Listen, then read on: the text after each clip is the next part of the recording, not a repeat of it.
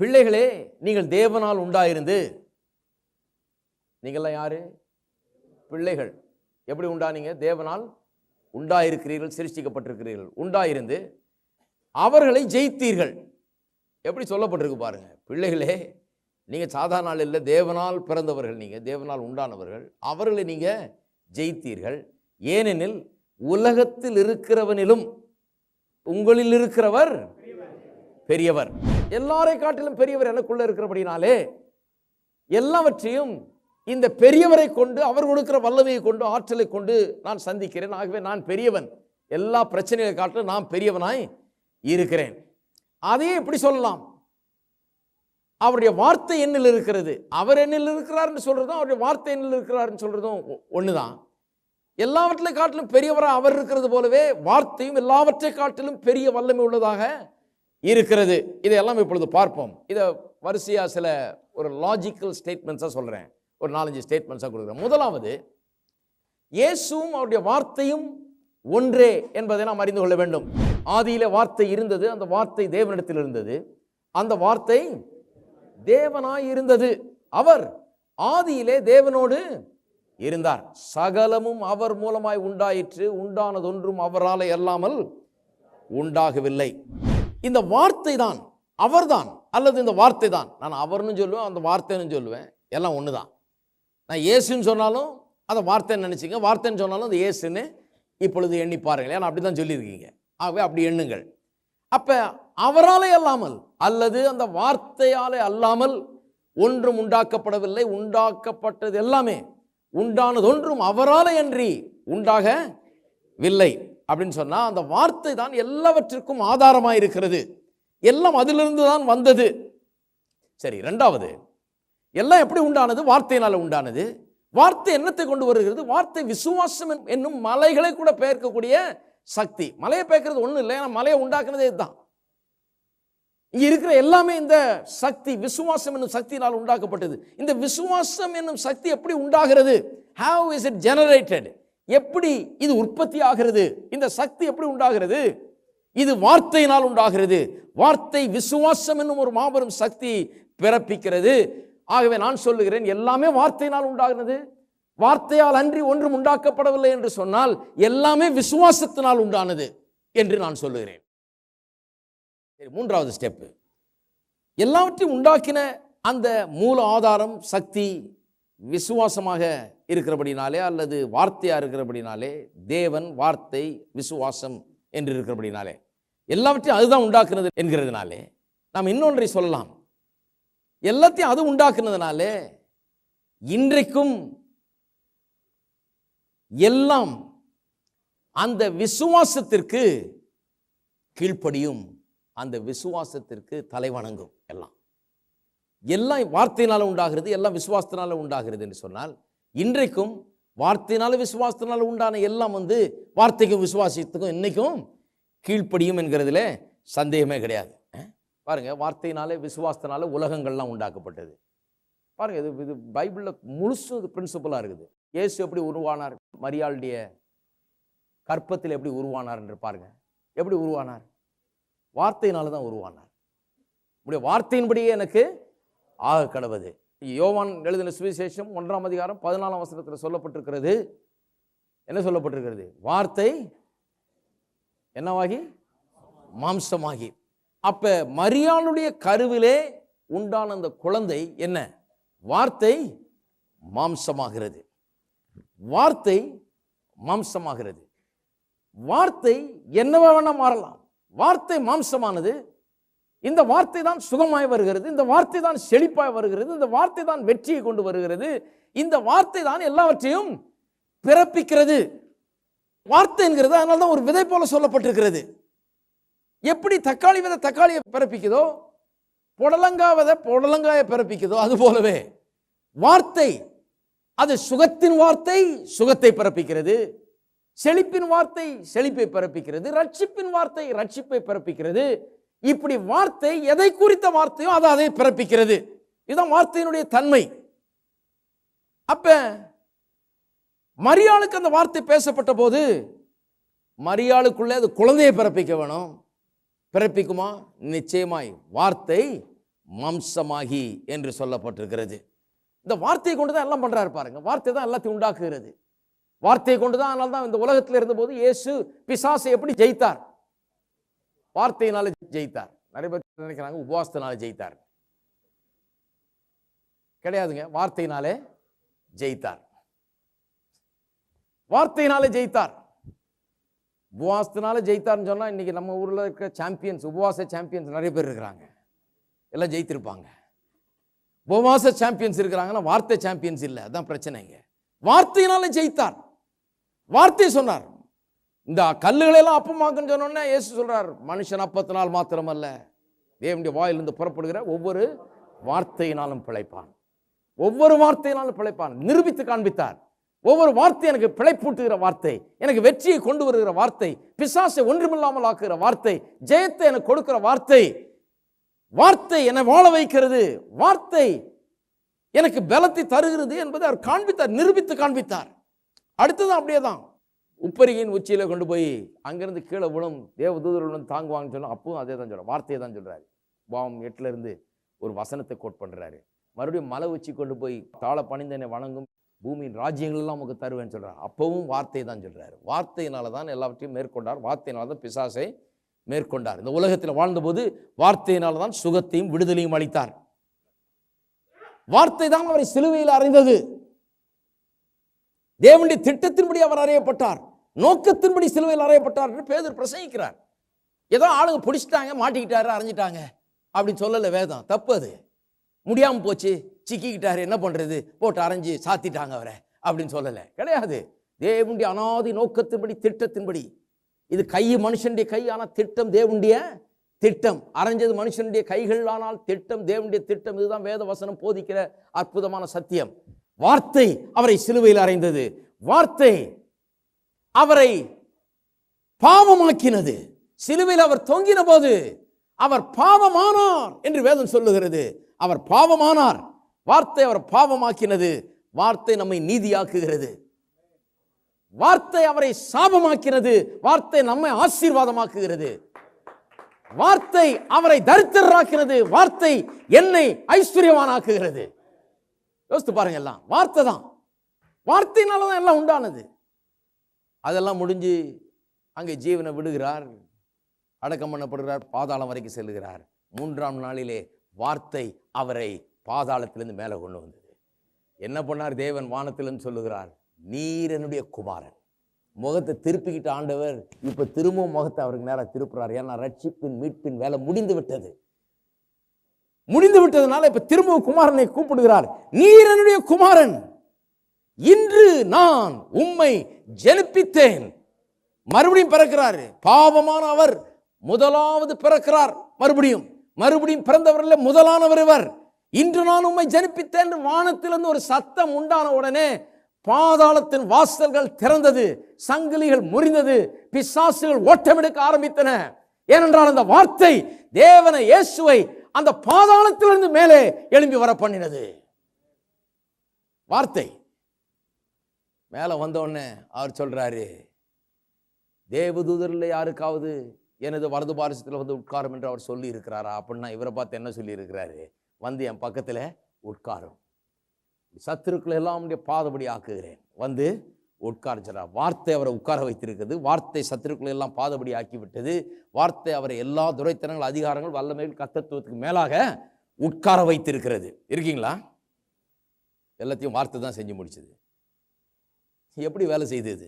கொஞ்சம் யோசித்து பாருங்க. தேவனுடைய திட்டத்தையும் நோக்கத்தையும் வார்த்தை உள்ளடக்கி இருக்குதுன்னு சொன்னேன். அந்த வார்த்தையை நாம் பெற்றுக்கொள்ளும் போது, வார்த்தை உள்ள போகும்போது என்ன ஆகிறது? நம்முடைய எண்ணங்கள், நம்முடைய உணர்வுகள் பாருங்க, மனதில் வந்து 3 காரியங்கள் இருக்கிறது. Thoughts, emotions and will. அதாவது எண்ணங்கள், உணர்ச்சிகள், பிறகு சித்தம் கொள்ளக்கூடிய ஆற்றல் வில். ஃபீலிங்ஸ்னா உணர்ச்சிகள், தாட்ஸ்னா எண்ணங்கள். சிந்திக்க முடியும், உணர முடியும், தீர்மானிக்க முடியும். இந்த 3 ஆற்றல்களும் உள்ள இருக்குது. இந்த 3 காரியங்களும் சேர்ந்து ஒரு கற்பனையாக வெளிவருகிறது. நான் வார்த்தையை பெற்றவுடன், தேவனுடைய நோக்கங்களை, திட்டங்களை அறிந்து கொண்டவுடன், நான் இப்படித்தான் இருக்க வேண்டும் என்பதை சங்கீதம் 112 நான் பார்த்தவுடன் அது எனக்குள்ள பதிந்தவுடன் அதை நான் பாட்டை பாடி அதை என்னுடைய உள்ளத்தில் வைத்து என்னுடைய வார்த்தை அறிக்கை செய்து அதை உள்ள வைத்து நாளுக்கு நாள் இதை அப்படியே பண்ணிக்கிட்டு இருக்கும்போது என்ன ஆகிறது, எனக்குள்ளே ஒரு கற்பனையை அது உண்டாக்குறது. கற்பனை சக்தி என்கிறது மனுஷனுக்கு கொடுக்கப்பட்ட ஒரு விசேஷமான ஒரு ஆற்றல். குரங்கு கற்பனை பண்ணுறது இல்லை, அது லேசாக தான் கற்பனை பண்ணும். ஆனால் மனுஷன் அபார கற்பனை ஆற்றல் உடையவனாக இருக்கிறான். அது ஏன் மனுஷனுக்கு அப்படி கொடுத்துருக்கிறாரு என்று சொன்னால், தனக்கு அப்பாற்பட்ட விதத்தில், தன்னுடைய சக்திக்கு மிஞ்சிற விதத்தில், தன்னுடைய சக்திக்கும் தன்னுடைய திறமைக்கும் தன்னுடைய ஆற்றலுக்கும் அப்பாற்பட்ட விதத்தில் காரியங்களை கற்பனை பண்ணி, அதனால தான் பாருங்கள் மனுஷன் சந்திர மண்டலத்துக்கு போகிற மாதிரி கற்பனை பண்ணி போய் சேர்ந்துட்டான் பாருங்க. இப்போ சர்வசாதாரணமாக ட்ரிப்பு போயிட்டு வர்றாங்க. கூடிய சீக்கிரம் நம்மலாம் ட்ரிப் எடுத்தாலும் எடுப்போம், அந்த அளவுக்கு ஆயிருக்குது. மனுஷனை உயர்த்துவதற்காக, மனுஷன் இருக்கிற நிலையிலிருந்து அவனை உயர்வான நிலைக்கு கொண்டு போறதுக்காக ஒரு கருவியை போல தேவன் மனதை வைத்திருக்கிறார், மூளை அறிவை வைத்திருக்கிறார், ஒரு கருவியை போல எண்ணங்களை வைத்திருக்கிறார், ஒரு கருவியை போல உணர்வுகளை வைத்திருக்கிறார், தீர்மானம் செய்யக்கூடிய ஆற்றலை வைத்திருக்கிறார், ஒரு கருவியை போல கற்பனை சக்தியை வைத்திருக்கிறார். இது ஒரு அபார சக்தி. ஒரு சாதாரண மனுஷன், ஒரு ஏழையா இருக்கிற மனுஷன், ஒன்றுமில்லாமல் இருக்கிற மனுஷன், கையில ஒண்ணுமில்லாத இருக்கிற மனுஷன் தன்னுடைய உள்ளத்திலே தன்னுடைய மனதிலே சரியான எண்ணங்களையும் சரியான உணர்ச்சிகளையும் சரியான தீர்மானங்களை வைப்பான் என்றால், அது கற்பனையாய் உருவெடுக்கும் என்றால், அதில் தெய்வீக சக்தி கலக்குமானால், அதில் தேவ ஆவியானவருடைய தூண்டுதல் இருக்குமானால், அதில் தேவனுடைய வார்த்தை இருக்குமானால், அந்த கற்பனைகள் வார்த்தையினால் உருவாகுமானால், இங்கே கீழே கிடக்கிறவன் அவன் உயர வந்து விடுவான் நிச்சயமாக.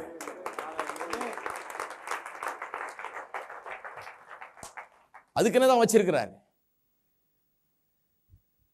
யோசித்து பார்த்துருக்கீங்களா நீங்க? ஆனால் நிறைய பேருக்கு இப்போ கற்பனை வந்து ராங்காக தான் வேலை செஞ்சுட்டு இருக்கு. பாவத்தை கற்பனை பண்ணுறதுக்கு, தப்பான காரியங்களை கற்பனை பண்ணுறதுக்கு, அதுக்கு தான் நிறைய ஜனங்க அதை யூஸ் பண்ணிட்டு இருக்கிறாங்க. அவர்கள் அந்த உண்மையான சக்தியை இன்னும் காணவில்லை, அதனுடைய உண்மையான வல்லமை இன்னும் காணவில்லை. அதை வைத்து நீங்கள் பெரிய பெரிய வியாபார ஸ்தலங்களை உருவாக்க வேண்டும் என்று தேவன் விரும்புகிறார். அதை வைத்து வறுமையை போக்க வேண்டும் என்று விரும்புகிறார். அதை வைத்து நோயை விரட்ட வேண்டும் என்று விரும்புகிறார். அதை வைத்து வாழ்க்கையில் உயர வேண்டும் என்று விரும்புகிறார். அதை வைத்து உங்களுடைய குடும்பங்கள் கட்டப்பட வேண்டும் என்று தேவன் விரும்புகிறார். அதை வைத்து ஒன்றுமில்லாமல் கீழே கிடக்கிற மனுஷன் உன்னதமான தேவனுடைய சாயலில் இருக்கிற மனுஷனாய் உருவாக வேண்டும் என்று தேவன் விரும்புகிறார். அதற்காகவே மனதையும் எண்ணங்களையும் கற்பனைகளையும் எல்லாவற்றையும் தேவன் வைத்திருக்கிறார் என்பதை மறந்துவிடக்கூடாது. இருக்கீங்களா? அப்ப தேவனுடைய வார்த்தையை பெற்றுக்கொள்வது எவ்வளவு முக்கியம் பாருங்க. இந்த வார்த்தை எனக்குள்ள கற்பனையாக இருக்க வேண்டும். ஒரு காரியத்தை சொல்லுகிறேன், எல்லாம் என்னோட கூட சொல்லுங்கள். அவர் பெரியவர், அவருடைய வார்த்தை எல்லாவற்றை காட்டிலும் பெரிது, அது எனக்குள்ள இருக்கிறது. பெரியவர் எனக்குள்ள இருக்கிறபடினால், வார்த்தை எனக்குள்ள இருக்கிறபடினால், என்னுடைய இருதயத்திலிருந்து வார்த்தையை நான் என்னுடைய வாயினால் பேசும்போது, அவர் வாயினால் பேசும்போது, அவருடைய வார்த்தைக்கு எவ்வளவு அதிகாரம் இருக்கிறதோ அதே அதிகாரம் அவருடைய வார்த்தை என்னுடைய வாயிலிருந்து புறப்பட்டு வரும்போது, என்னுடைய இருதயத்திலிருந்து வரும்போது, அதே அதிகாரம் அதற்கும் இருக்கிறது.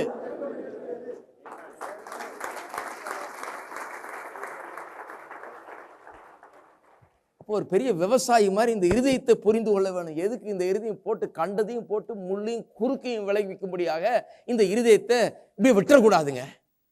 காடா வளர்ந்து கிடக்கும். அப்புறம் பார்த்தீங்கன்னா, ஐயோ என் வாழ்க்கை என்னன்னு தெரியல பிரதர், கடவுள் இப்படி வச்சிருக்கிறாரு. கடவுள் அப்படி வரல, நீங்க ஒன்றும் பண்ணாதனால அப்படி கிடக்குது. அது வீட்டுக்கு முன்னால கொஞ்சம் தோட்டம் போட்டு வச்சிருந்தீங்கன்னா நல்லா இருக்கும். அப்படியே விட்டுட்டு போய் ஒரு 6 மாசம் பொறுத்து வந்து பாருங்க, நல்லா மழை பெஞ்சா போதும், கப்பு எல்லாம் வந்து அப்படியே உள்ளே நுழைய முடியாது. நீங்க எல்லாம் முள்ளு தான் இருக்கும், கால் எடுத்து உள்ள வைக்க முடியாது. எல்லாம் எலி, பெருச்சாளி, பாம்பு எல்லாம் நுழைஞ்சிட்டு இருக்காங்க உள்ள. ஏன்னு சொன்னா கர்த்தர் அதை வச்சுட்டாருன்னு கிடையாது பிரதர். நீங்க தான் அதை சுத்தம் பண்ணி, அதை பண்படுத்தி, அதை விதைச்சு, தண்ணீர் பாய்ச்சி, அதை நட்டு, அதை பிடுங்கி எல்லாம் பண்ணிக்கிட்டே இருக்கணும். ஏதாவது பண்ணிக்கிட்டே கிடக்க வேண்டும். அப்ப இருதயத்தை நாம் புரிந்து கொள்ள வேண்டும். இருதயத்தை கர்த்தர் எது கொடுத்திருக்கிறார் என்பதை புரிந்து கொள்ள வேண்டும்.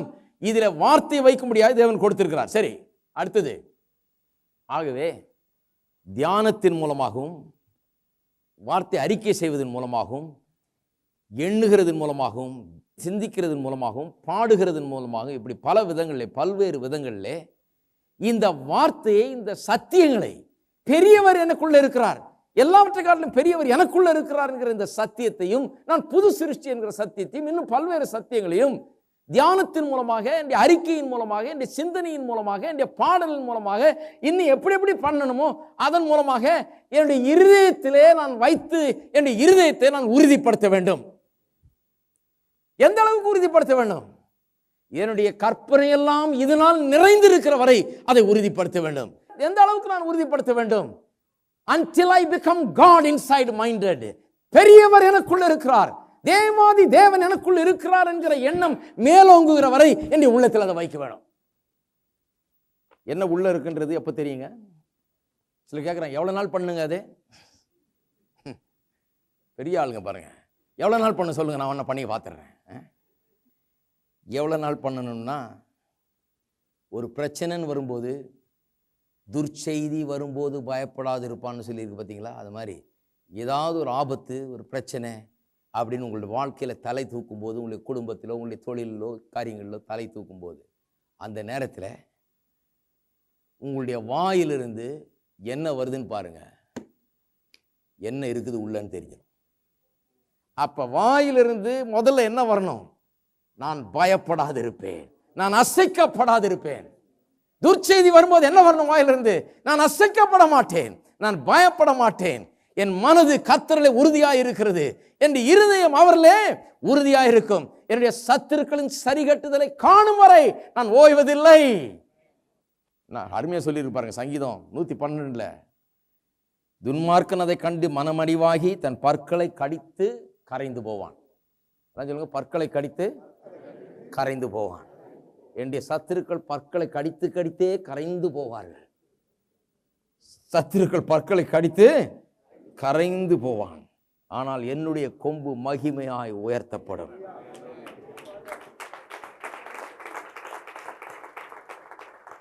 ஏன் வாயில் இந்த வார்த்தைகள் வர்றதில்லை? வாயிலிருந்து ஏன் ஏசாயா 54 வர்றதில்லை? ஏசாயா 54 12 வரை, நீ திகிலுக்கு தூரமாவாய், பயப்படாது இருப்பாய். அவர் சொல்றார், நெருப்பை ஊதி ஆயுதத்தை உண்டாக்குகிறவனை நான் உண்டாக்குனேன்றாரு. சொல்லிட்டு தான் சொல்றாரு, உனக்கு எதிராக எழும்பும் ஆயுதங்கள் ஒன்றும் வாய்க்கா. ஏன்னா அதை பண்ற ஆளே எனக்கு தெரியுன்றாரு, நான் தான் அவனை உண்டாக்குறேன், நீ ஏன் பயப்படுற அவன் ஆயுதத்தை பற்றி? உனக்கு எதிராக எழும்பும் ஆயுதங்கள் ஒன்றும் வாய்க்காமற் போகும். வாய்க்காது. ஏன்னா அந்த கரி நெருப்பை ஊதி ஆயுதத்தை உண்டாக்குறானே, அந்த ஆயுதமே வேலை செய்யாதுப்பா. அவனுக்கு கொடுத்த திறமையை எங்கிட்ட தான் வந்தது, அவனுடைய ஆற்றல், அவன் மூளை நான் உண்டாக்குனேன், அவன் கண்ணு காலு கை மூக்கெல்லாம் நான் தான் உண்டாக்குனேன், நீ பயப்படாத. அந்த ஆயுதங்கள் ஒன்றும் உனக்கு எதிராக எழும்பி அது வாய்க்காது. நீ செய்வதெல்லாம் வாய்க்கும், அவன் செய்யறதெல்லாம் வாய்க்காது. இது கர்த்தரால் உனக்கு வரும் சுதந்திரம். இது என்னால் அவர்களுக்கு உண்டாயிருக்கும் நீதி. உன்னை குற்றப்படுத்துகிற எல்லா நாவுகளையும் நீ ஒன்றுமில்லாமலாக்குவாய். இது ஏன் வாயிலிருந்து வரமாட்டேங்குது? பிரச்சனைன்னு வரும்போது மனம் சிந்திப்பதற்கு முன்னால வாய் பேசணும். நீங்க சிந்திச்சு என்ன பேசலாம்னு பேசுறீங்கன்னா இன்னும் உள்ள இறங்கலன்னு அர்த்தம். ஏன்னா உள்ள இருந்ததுன்னா வாயில வந்துடும். கரெக்டா டேப்பை திறந்தா தண்ணி வர்ற மாதிரி டேங்க்ல இருந்தா வந்துடும் கண்டிப்பா. சிந்திக்கிறதுக்கு முன்பாக, ஒரு பிரச்சனை வரும்போது சிந்தித்து பேசுவதற்கு முன்பாக இருதயத்தின் நிறைவினால் பேச வேண்டும். அந்த அளவுக்கு வார்த்தையை கொண்டு போய் எங்க வைக்கணும்? உள்ளத்திலே வைக்க வேண்டும். இருக்கீங்களா? சரி, அப்போ இதை கொண்டது உள்ள வைங்க. எப்படி உள்ள வைக்கிறது? இதை பாடுங்க, இதை பேசுங்க, இதை தியானியுங்கள், இதையே உள்ள வைங்க. சில சொல்றாங்க, பிரதர் இப்படி ரொம்ப தீவிரமா இந்த பைபிள் எல்லாம் போனா வேற எதுலையாவது போயிடக்கூடாது பிரதர், வேற எதுலையாவது போறதுதான் நல்லது, இப்போ இருக்கிற இந்த நிலையை காட்டலும். இப்படியே தோல்வியிலே உட்கார்ந்துருந்தா என்ன பிரதர்? அதை விட ஏதாவது புதுசா பண்ணுங்க. கர்த்தருடைய வார்த்தைக்குள்ள நுழையுங்க, வார்த்தையை உள்ளத்துல வையுங்கள், வார்த்தையை உள்ளத்துல வைத்து நிரப்புங்கள். இப்போ இருக்கிற நிலைமை மாறும். இருதயம் கர்த்தருக்குள் உறுதியா இருக்கும். எழுந்து நிற்போம். எத்தனை பேருக்கு வந்து சந்தோஷம்ன்றீங்க? உலகங்களை வார்த்தையினால் உண்டாக்குறார், விசுவாசத்தினால. நீங்க உண்டாக்குங்க. என்ன வேணும் அதை உண்டாக்குங்கள். அதுக்காக தான் இருதயம், அதுக்காக தான் வார்த்தை, அதுக்காக தான் விசுவாசம். இது எப்படி, இந்த ப்ராசஸ் எப்படின்றத காண்பித்தேன். உண்டாக்குங்கள். கண்களை மூடி ஜெபிப்போம். எங்கள் அன்பின் பிதாவே, கர்த்தராகிய இயேசுவின் நாமத்தில் மண்டையில் வருகிறோம். அருமையான மக்கள் உடைய சத்தியத்தை கேட்டார்கள். இந்த வார்த்தை எல்லாவற்றை காட்டிலும் பெரிதாக இருக்கிறது. நீர் அதை மேன்மைப்படுத்தி இருக்கிறீர், உயர்த்தி வைத்திருக்கிறீர், எல்லாவற்றையும் அது உண்டாக்கி இருக்கிறது. இயேசுவே வார்த்தையாக இருக்கிறார். இந்த பெரியவர் எங்களுக்குள்ளே வாசம் பண்ணுகிறபடினால், அவராலே எல்லாம் உண்டாக்கப்பட்டபடினால், இந்த வார்த்தையினால் எல்லாம் உண்டாக்கப்பட்டபடினால் எல்லாமே இந்த வார்த்தைக்கு அடிபணிகிறது. ஆகவே எங்கள் பிரச்சனைகளை தீர்க்க, எங்களுடைய எல்லா கஷ்டங்களையும் போக்க தேவனுடைய வார்த்தையை எடுத்துக்கொள்கிறோம். இயேசுவின் நாமத்திலே வியாதியை போக்க, கஷ்டங்களை போக்க, பொருளாதார நஷ்டங்களை போக்க, குறைவுகளை போக்க, சந்தோஷம் இல்லாத நிலைகளை போக்க, எல்லா வாழ்க்கையின் சஞ்சலங்களையும் கண்ணீரையும் போக்க இயேசுவின் நாமத்திலே வார்த்தையை எடுத்துக்கொள்கிறோம். ஆறுதலின் வார்த்தை, செழிப்பின் வார்த்தை, சமாதானத்தின் வார்த்தை, வெற்றியின் வார்த்தை, சுகத்தின் வார்த்தை இயேசுவின் நாமத்திலே உள்ளே வைக்கிறோம். அப்படியாக கடவுது, அப்படியாக கடவுது. உமக்கு எல்லா கன மகிமையை செலுத்துகிறோம். இயேசுவின் நாமத்திலே ஜெபிக்கிறோம்.